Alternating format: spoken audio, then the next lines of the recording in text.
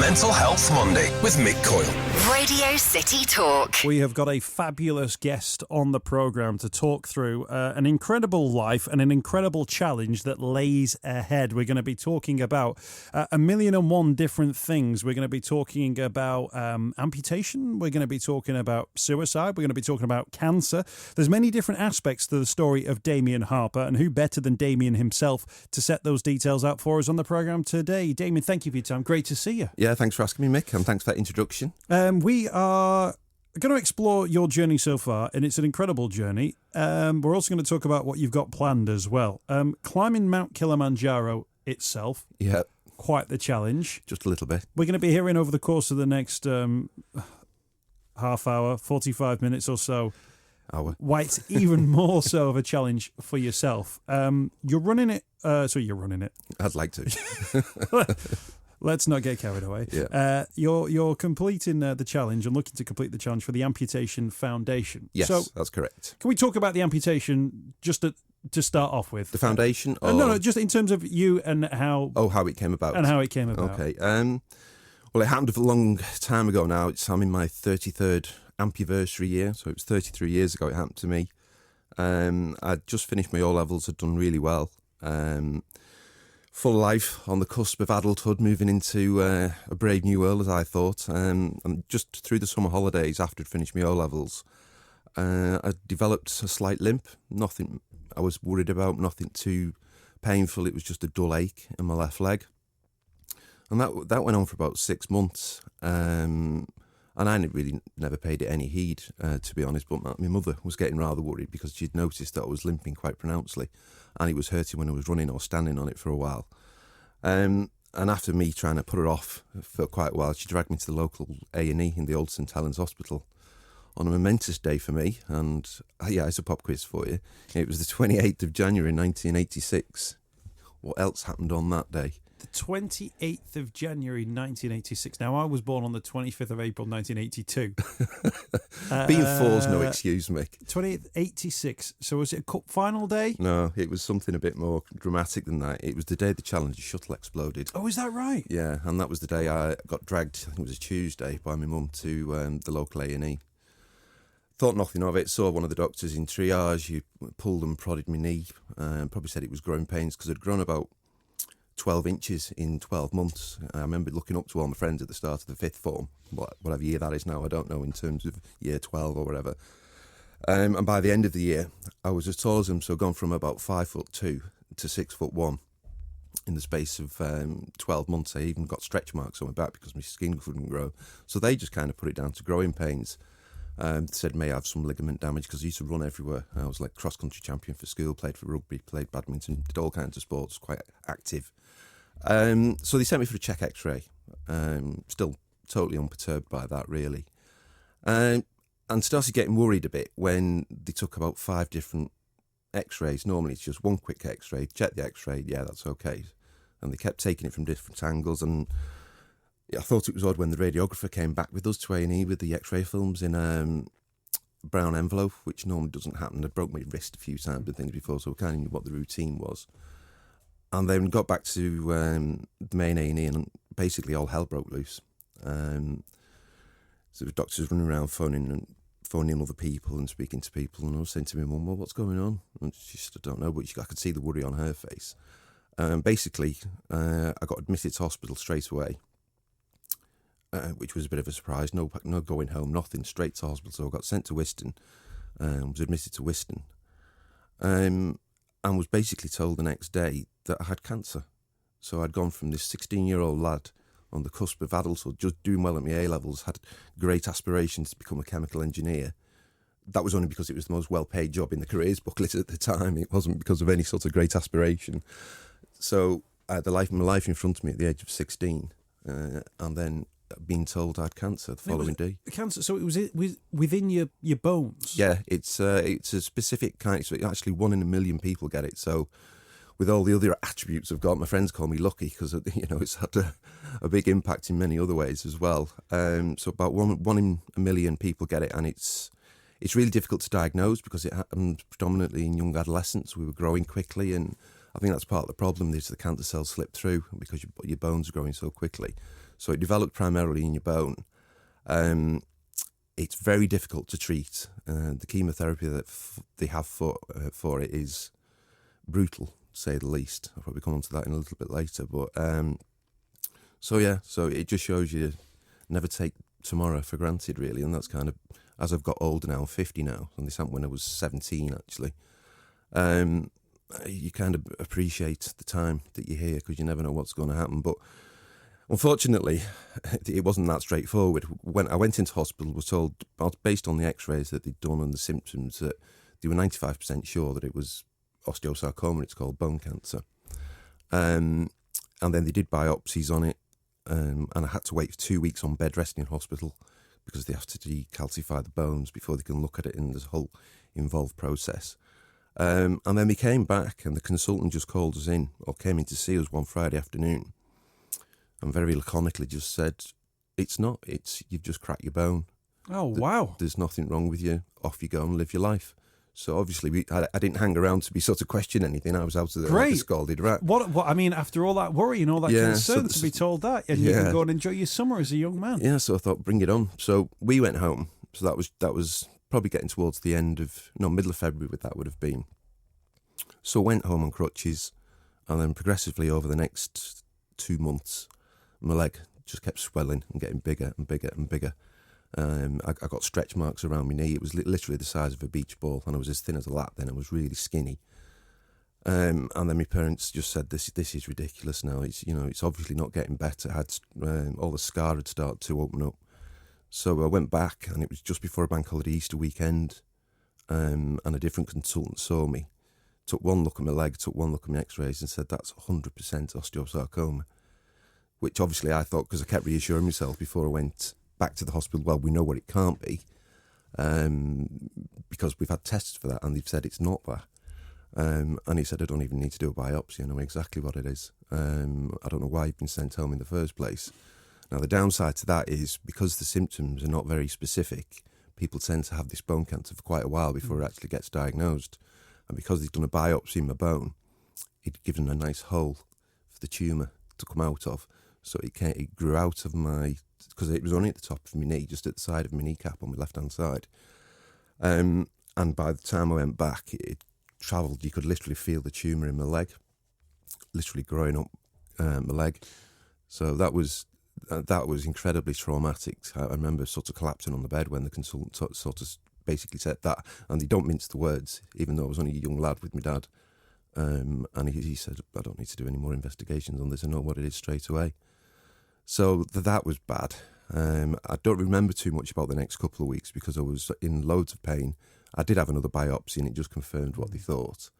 But one of the problems with bone cancer is that it has a really predilection for spreading to the lungs prior to diagnosis of the main tumour, and the survival rates for bone cancer, even today, haven't really changed in the intervening 30 years. It's still 50-50, and if it spreads to your lungs, it's probably nearer about 20%. So it's very, very difficult to treat. It's very resistant to treatment. So how I'm still here today, when lots of my friends who had the same diagnosis at the time, who were around about the same age or maybe a bit younger, who weren't or didn't have it as extensively as I did, are all dead.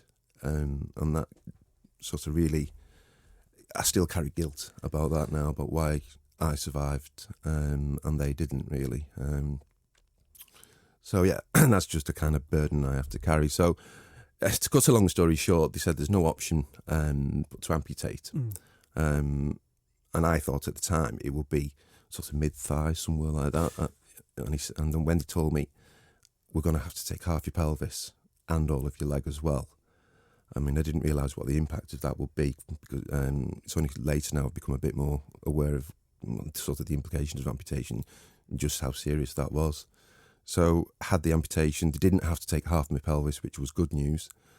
And then had hell for the next year on chemotherapy, which was really, because you're growing, the way the chemotherapy works is it attacks cells that are dividing quickly, so they take more, basically poison. But when you're 17, all of you is growing quickly, so it makes it really, really toxic.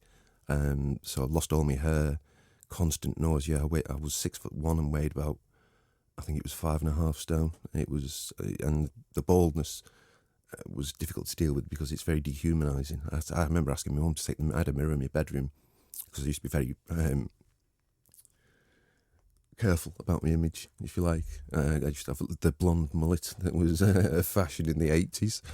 And that all went, and I couldn't stand looking at myself, so I asked her to take the mirror out the bedroom, which was just making me feel even worse. So then I didn't really know how to deal with it emotionally. I was very sort of naive and immature in sort of emotional development at the time.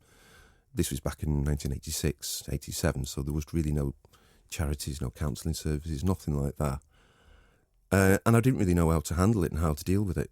So I basically put it into a big black box in my head, and I had a very dissociative relationship with it, and it was as though it happened to somebody else. And I thought, well, crack on. It was one of the things that was really difficult is I was doing really well at my A-levels and expected to do well and get a good career, etc. And then all my friends who I'd grown up with since, the beginning of senior school, they'd all finished their A-levels and then went off to university. So I was totally on my own. So all my friends had gone. I had no sort of support emotionally.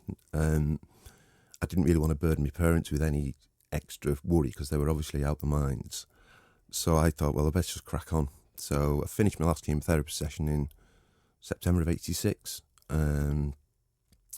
By February 87, I'd passed my driving test, got a car and got a full-time job. So I'd only just got my hair back when I got my job. And ironically, the job that I got was at the hospital where I was at Wiston Hospital, where I had my amputation, and I ended up becoming a trainee medical laboratory scientific officer, which was an MLSO, to those in the know. It's a biomedical scientist now. And so I worked in the lab where I had all my diagnosis and everything. So, and did well. I met my beautiful fiancée, who we've been together for now 29 years. I don't know how she's broken me for that long. That's Sue. We live at home with our beautiful Labrador Barney. She told me to say that. Big shout to Barney. Yeah. So, and then I cracked on, qualified as a biomedical scientist. Got involved in the IT system when we were getting computerised. So I did that for about 17 years. Really never thought about my amputation or what had happened to me so much. And got on with my life as best I could. We're going to move on now, Damian, if you're comfortable doing so, with sort of what happened next. So you've gone through this tremendously difficult time, 16, 17, 18 years of age. Yeah. But then you find yourself in a relatively short space of time in work and back in the workplace with a prosthetic. Did you have at that time? Yeah, I'd got a prosthetic. The initial ones weren't very good. They're very uncomfortable, very heavy as well because I've lost all my joints. Well, can I ask you about that? Because sure. if anyone looks at your Twitter picture, you can see sort of the shape of your body. It is now post-amputation. I think a lot of people have kind of got used to seeing sort of soldiers who've lost just above or just below the leg. Yours appears to go right up into the sort of the almost like the ball of the hip. Well, it's exactly. I've had I don't have any hip bone. They've taken the hip bone out, so I've lost everything. So on my left hand side, I finish on my bum, and there's very few of us. I think there's about 100,000 amputees in the UK, roughly.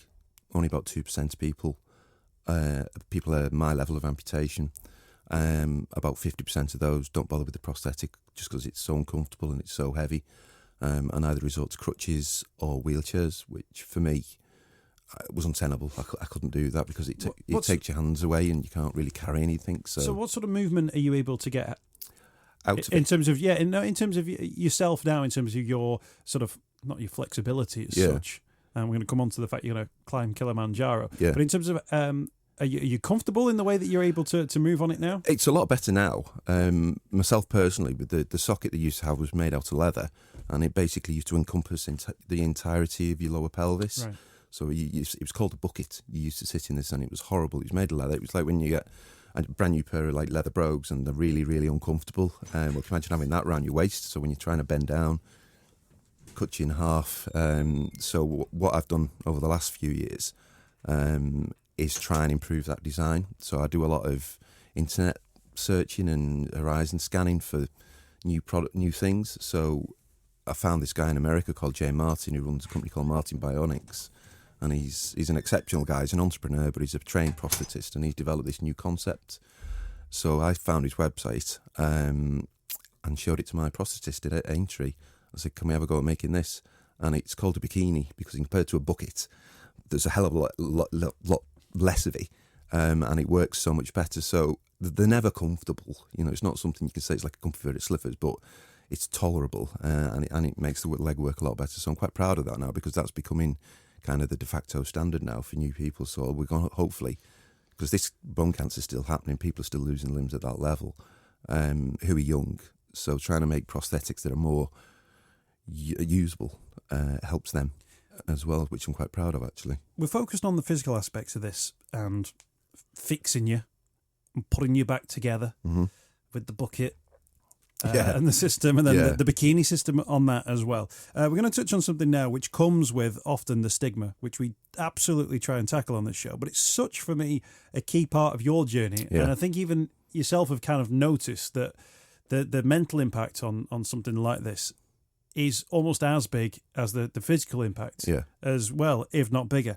At what point did you think, having put everything in a box, as you mentioned before, that actually there were issues that you hadn't dealt with, that there was something else going on here that was outside of the physical rebuilding process? I think, in a way, I kind of always carried it. I just didn't process it, as they keep telling me now. I just isolated it off, segregated it off, put it in a black box, and tried to ignore it by getting on with bunny ears, normal, whatever normal is, and cracked on with my life, like I said. But then I put up with it for a long time, but over the time, the enormity of kind of what happened to me started to sort of dawn on me. If you like, it sounds a bit silly, but I couldn't have children because of the chemotherapy. I wasn't offered any sort of semen salvage or anything like that, so that meant I couldn't have kids.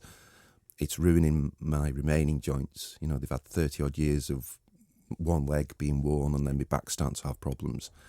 And then about 5 years ago, my mother got diagnosed with ovarian cancer, and there was I was under a lot of pressure at work. I had a really good job by this time. I was working all over the world, you know, travelling internationally. And then there was other pressures as well. And I basically, my little black box, my Pandora's box, exploded. And once it came out, all these memories and unprocessed images and experiences and emotions had come out, and I couldn't put them back in the box. And that in many ways, it was more difficult to deal with than the cancer. I mean, I'm still struggling, to be honest. I'm just learning ways now to navigate around it. So I know when I'm starting to go through a bad phase, and I can intervene or seek help eventually. So that's kind of when, like I said, I kind of knew it was there but ignored it. But then about 5 years ago, it all blew up, and I've been struggling really since then with mental health. I've been diagnosed with post-traumatic stress, like certain songs from 1986. If there was a guy opposite me in the bed on the ward, and he used to always play these two songs on repeat. So if I'm ever driving along now and I hear one of those songs coming off, it's 1986. I'm back on the ward in the summer, having chemo, throwing up with her, you know. So, and it's vivid. I can remember every detail about it, and it doesn't half take your breath away sometimes. So that's kind of what I'm still trying to deal with, and the just total hopelessness. Sometimes, you know, I've been in really bad places that you don't want to go. You can't take a step back from sometimes. So I think when people sort of talk about dealing with those situations as well, there's a sense, particularly with things like post-traumatic stress disorder, because it's associated so strongly with the military, that it's, you see something, and then when you try to return to normal life, it can't be unseen, and it hits you straight away. But actually, from what you're saying there, age-wise, you'd almost lived your life over again, if you like. Yeah, and that's what came as such a shock, really, because I thought this was 33 years ago. Well, it was probably about 28 years ago, because when it started like 5 years ago. And I thought, why am I being so affected now by things that happened a lifetime ago, effectively? And I still don't know the answer to that, really. It's just that I've got these... I think... I saw a doctor recently, and I think that he hit the nail on the head. Because I rushed to get back to normality so quickly after it happened, I never grieved for what my losses were. So I had a particular life plan that had been snatched away from me. I had a quarter of my body basically hacked off and thrown in and incinerated. You know, there's no sort of grand state ceremony for any amputated limbs. So I'd never really gone through that grieving phase. So I parked it all at that stage and never processed it. So now, for the last 5 years, I've been, seeking counselling and stuff. And these things and these emotions and these feelings are starting to be teased out. And I'm having to process them and actually revisit those thoughts and emotions to try and, I don't think I'll ever accept it, but be comfortable or relaxed about it instead of it causing me sort of panic attacks, which it has done in the past. Even when people on this programme talk about the fact that they're open to the idea of, counselling, therapies, whatever form of therapy that might be, I guess it's still difficult to say, let's open the box. Let's let the box stay open then, and let's deal with the stuff in the box. Let's sort out the box. Yeah. Is the part of you, a percentage of you that still thinks, well, you know what? I managed to keep a lid on it for so long. If I could just prise that box shut just a little bit. A little bit. But I think it's always been there at the back of the mind, and it's been a bit like a millstone round my neck. So although it's difficult to confront it, I don't think, like I said, I'll ever fully come to terms with it, but if I can be comfortable with it and not resent, because I've got loads of resentment and anger about why it happened. A lot of things went wrong, a lot of things were handled badly. And I'm realising now that anger only hurts me, and that resentment, doesn't affect anybody else. So I'm trying to purge those demons in a variety of ways, really. And I don't want to put it back in the box. Because they'll still be there. So I know it's difficult, but I think I am part way through the journey now. It's not like it's as raw as it was, say, a few years ago. But like this Pandora's box has been opened, and all these demons. And the analogy I like to use is once Pandora's box has been opened and all this hell comes out, well, what's left at the end? And what's left at the end is hope. And that's what I'm going for now. And I'm doing that in a variety of different ways. I'm doing lots of charity work at the moment, and I'm trying to turn my negative experiences into positive experiences for new people. Can I ask you about that? You're obviously wearing the branding for the Amputation Foundation today, and you're going to walk Mount Kilimanjaro as well. Have you found connections within organisations like that? People who have maybe not the same story, but actually have got echoes and tones that are the same as stories which fit your tone. And has that been helpful in that regard? It's been brilliant, really. I think probably when I hit rock bottom, I did a few things. Like I appeared on that TV show, and I had my picture taken by ranking, which was kind of reigniting a glowing ember of the normal me, and that gave me confidence to do things. So I applied for a scholarship that came up on my Facebook feed, and it's Flying Scholarship for Disabled People, which it says everybody thinks it's about flying. And I didn't really look at that. I looked at what the tagline was on their mission statement, and it's basically saying to rebuild people who've lost self-belief and self-esteem. So when I turned up, it's quite rigorous. It's about £15,000 per scholarship, so it's quite you have to be quite intensive in the scrutiny of people who apply. And I think I threw them quite a lot because they were asking me about planes. I said, well, I'm not really that bothered about flying planes. I'm more interested in what you've said in your mission statements. I want to get me back. I want to get my self-esteem back and my self-belief back. And the fact that it's done through a medium of flying was kind of a bonus. So I was brutally honest with them, and I got the scholarship. They thanked me for being candid and just saying, thanks for not saying what you think we need to hear. So I had a fabulous experience with that. I can take off, fly planes fantastically. Can't land them, so I'll be up there for a while. But that was a brilliant experience. But the point I was going to make was that was for people who had any kind of a disability. And one of the selection processes, we had to go to RAF Cranwell in Lincolnshire to go through the final screening stage, where you had to go through interviews and etc. with the trustees. And it was a 3-day residential course, and we all had vastly different disabilities and conditions. But once we got talking, like in the evenings, even though people had vastly different disabilities, we all came back to the same mental health issues that we had. You'd listen to somebody speaking and say, he's saying what I'm feeling. So despite what your differences are, there is commonality, and having that empathy with somebody else helps enormously, because you think, well, I'm not mad. I'm not just being stupid. I don't need just to get on with it and run it off. It's not like... And that helped enormously. So since I became involved with the Amputation Foundation, I started going as a sort of client, if you like, and then they asked me to become a trustee about 12 months ago. And I've took on board the lessons that I learned from the FSDP and tried to apply those things, because they work really well for me, to the Amputation Foundation, which is one of the reasons why I'm trying to raise funds, because you can see people blossom. Particularly when we even get people. We have coffee mornings once every Friday. Last Friday in every month at Ruskin Drive in St Helens, and we even get people down pre-amputation now, so we can advise them. And because if you're in that situation when you're in a hospital, and the doctor comes and says, "I'm afraid you're going to have to lose your leg," doctors aren't really up to speed with what the very disparate type of disciplines, if you like. So they give lots of misinformation and lots of bad information. So we've had a couple of people come down who were nervous, they were frightened, and it's all ages from kids up to pensioners. And they can sit with people who are amputees like myself, who've been an amputee for a very long time. And there's hundreds of years' experience now within that group. So it's a very informal, friendly session. Everybody's welcome. We sometimes have speakers on as well. And you can see people relax, and they come in and they're nervous and they don't really know what to do, and then they'll start talking about what's happened to them, and somebody said, "Oh, well, you need to ask this, and you need to try that," and it's just guiding people through that pathway.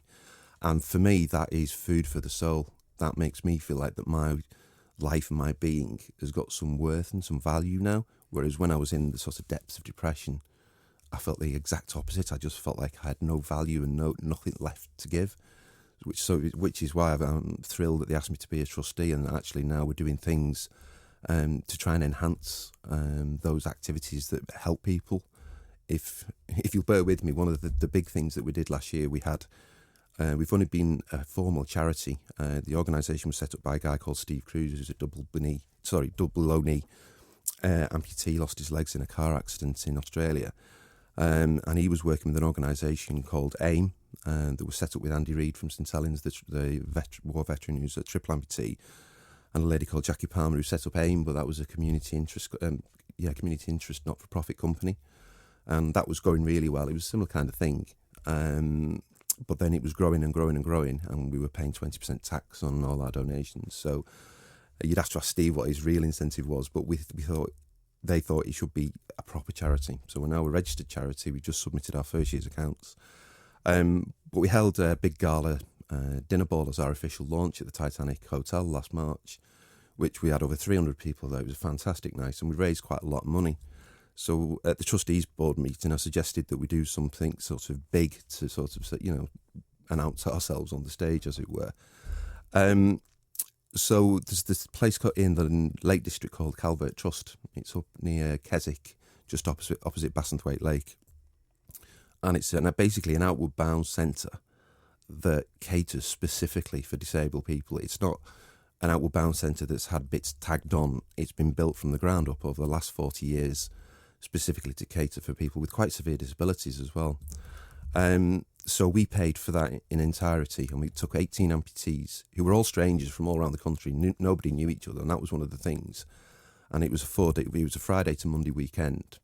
Everybody was very nervous when they turned up, and after about an hour, it was as though they'd been friends for life. And then all the activities, we were trying to push people to give them that self-belief back, like I got from the Calvert Trust, and that little bit of self-esteem with support from peers. It's not like you've got an able-bodied person telling an amputee that they can do things.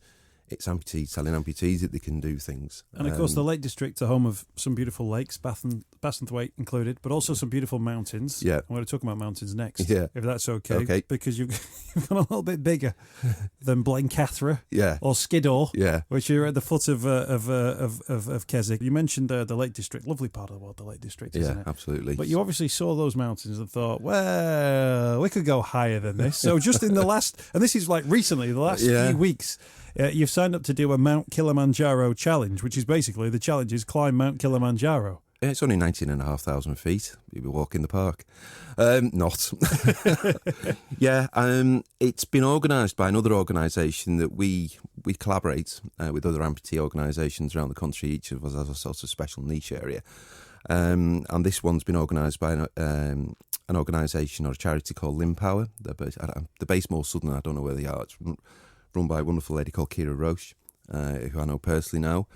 And I think using the local vernacular, I gegged in and I said, can I come along? But I want to raise money for my charity, the Amputation Foundation. So she graciously agreed. And I've managed to tag my beautiful fiancée in as well. So she's coming with me as well. Did she get a vote in that? I've got to ask somebody to carry some of his stuff for me. I think we both thought it would be something nice for us to do together, because a lot of these things that I've been doing on my own rather than as a couple. And there are other able-bodied people coming. We've got like physios and doctors as well, who are able-bodied to help us out. What are they saying to you, the sort of the quote experts, about the challenge that you face? Because climbing a big mountain is a challenge. Yeah, for anyone. But when you've had amputation in the way you've had amputation as well, are people saying, "Oh, well, you might." Well, you might have to stop, or you might only get so far, or you're going to feel like X, Y, or Z. Yeah, people have died. It's no small undertaking. Climbing it, it's not to be. I'm making light of it, but it's going to be really, really difficult. But then, in my view, nothing worthwhile is easy. But I have spoken to my GP. I did speak to him about it before I left, and he said you'll be fine. And we are taking. I think it's about. We're over there for 11 days. And I think 8 days of that are the actual climb. So it's not climbing per se. It's not like we're going to be scaling cliffs or anything. It's the largest freestanding mountain in the world, but it's an extinct volcano, so it's a very cone-shaped. So it's going to be difficult. I think we have to climb about 2,000 feet vertically every day. But it's been done before. It's been done by people at my level of amputation before. I've seen a guy with no legs basically walk up on his hands to do it. So it's not to be underestimated, but then it's also achievable. And we're going on, it's the longest route, the Rongai Trail that we're going on. But it's the easiest route as well. And we've got a rest day built in. I think we've only got to do about 1.5 miles on one of the days. And then the rest of the days basically to acclimatise and then push on. I think the hardest day is going to be the last day, because you have to get to the mountain top while the snow's still hard. So we have to set off at midnight to crawl, crutch, hop, by whatever means necessary to get to the top. But then the benefit of that is that you see the sunrise over Kenya and Tanzania. So I think that will be quite memorable. So that is going to be quite something. I'm absolutely certain of it. Can I ask you about all those things that you've started undertaking, be it the flying, the photography work that you were doing with ranking, climbing Mount Kilimanjaro? You mentioned before this idea that you were dealing with things from the past, and your life was in a different direction now. Do you feel like these opportunities that you're taking are redefining you? Yeah, absolutely. As I'm getting older, when I was young, I was on a council sink estate in St Helens. I'm not saying we were destitute, but we never really had a lot of money. I was always the kid with the crap trainers from the market rather than the Adidas Samba or anything like that. So I was very money orientated when I was younger, and I was really successful in that. I ended up really quite senior level in the organisation I was working for. But then since everything that's happened to me, money isn't everything. You'll never have enough.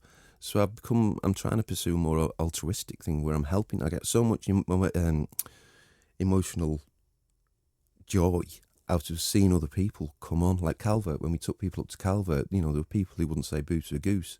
And by the end of the weekend, they were life and soul of the party. And we're still friends. We arrived as strangers. And that gives me such... I'd have that in spades over winning the lottery, I think. So one of my favourite things at the moment is, it always has been, is pay it forward.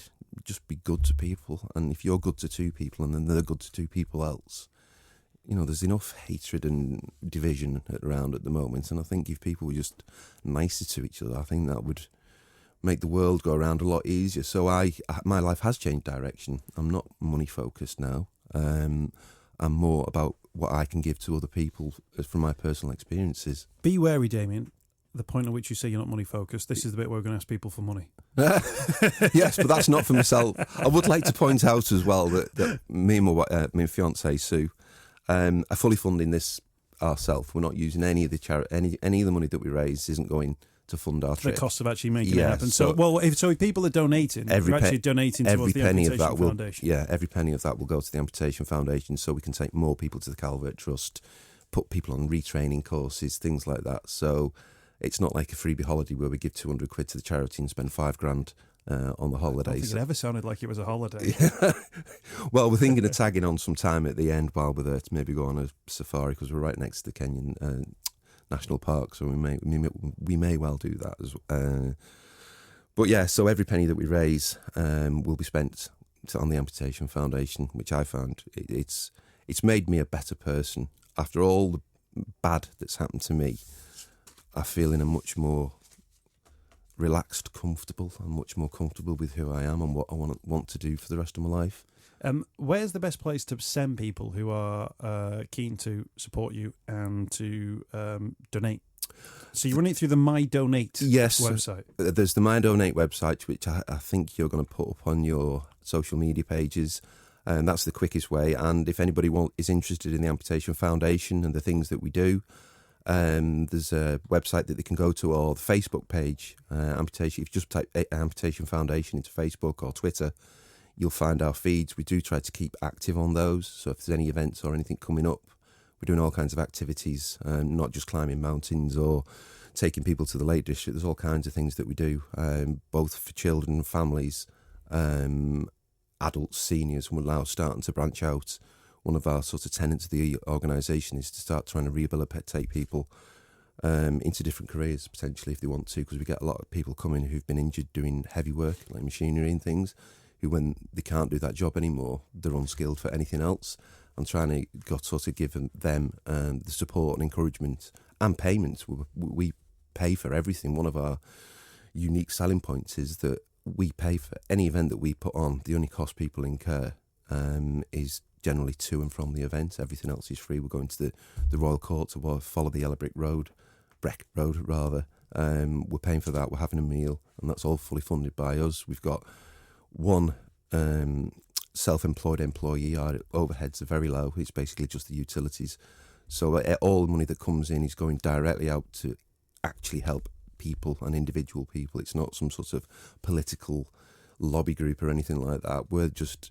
It's run by amputees for amputees. And we kind of think we're best placed to know what people want to do. And I think that's been borne out by the responses that we've been getting. We recently announced Calvert Trust this year, where we're taking 24 people, and we've been inundated with inquiries already, which is really good. You're keeping busy. When are you flying to Tanzania? 3rd of October. Excellent. So you've got plenty of time to get the cash. Yeah. My Donate is the website, and we'll get links up on our social media as well, so you can support Damian and his story so far. If you just Google Amputation Foundation, get loads of information about the work that's going on there as well. Damian, it seems like you've got an incredible life, and you seem to be choosing your own path in the way you're doing things now. Yeah. The flying helped a lot with that, because I feel like I'm in control rather than being at the behest of waves and washed around like flotsam and jetsam. One of the things when you're flying is whether you're an instructor, you have to be clear about when you're handing over control. So the instructors will say, you have control, and you've got to clearly say, I have control. And it kind of makes you realise that you're like captain of your soul and master of your own destiny. So try and play an active part in which way you want to go. If you just bear with me, but I've got one last thing to say. I wouldn't be here today if it wasn't for one very special person, and I hope she's listening. And I just want to say thanks to my wonderful partner, Sue, I'm amazed she's still with me, and she's stuck with me through thick and thin. And there's been a lot of thin, but you don't underestimate how much I appreciate what you've done and what you continue to do for me. Okay? There we go. Shout out to Sue. He wrote that on his notes. Do not forget. Do not forget at the end. Cue cards out the window. Absolutely. Damien, absolute pleasure. Thank you you, for mate. sharing your story. Best of luck with the fundraising as well. We'll catch up in a few months' time, find out how you're getting on as well. Fab. Obviously, get the story up on our podcast, and we'll include that in our social media as well. And then, absolutely, looking forward to the video updates, social media updates. I'll be trying to update what I can so people can see how I'm struggling. But no, I'm determined to do it. There's no way I'm not. I can already see it's absolutely going to happen, Damien. Incredible story. Thank you for sharing it on Radio City Talk. Really appreciate Thank you, Mick. Thanks for the opportunity. Thank you. Damian Harper, you can support his Kilimanjaro challenge through the Amputation Foundation. My Donate is the website that he's fundraising through as well. We get the all information up on our social media. We are at Radio City Talk. Mental Health Monday with Mick Coyle. On Radio City Talk.